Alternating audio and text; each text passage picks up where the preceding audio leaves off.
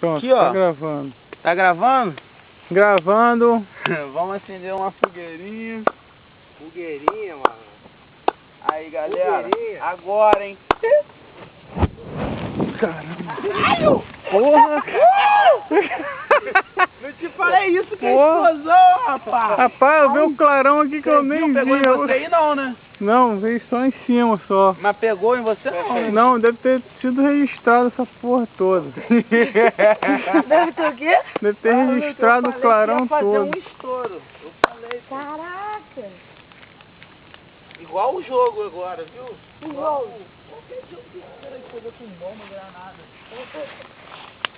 Doideira, hein? Tem gasolina. Calma aí que ainda tem gasolina aí.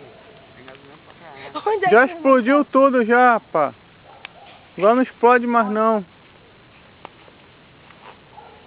Será que vai pegar? Aí eu vou te falar, quem viu essa explosão e tá assim, caralho, que porra é essa?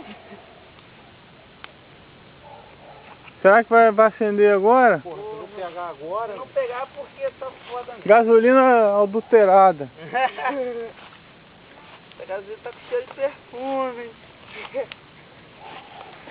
Tá fraquinho, hein? Quê?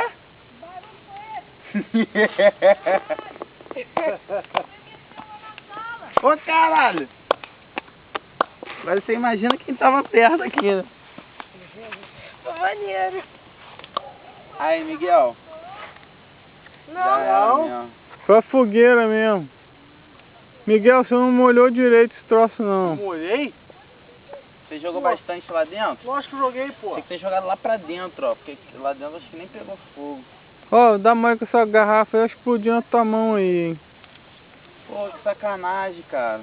Tinha que ter botado no mar mesmo. Pô, vocês vacilaram, hein? Mas bota fé que vai. É, vamos lá. Vamos lá! Eu vou parar a gravação, depois a gente grava de novo quando tiver grande o fogo aí. Então, valeu, galera.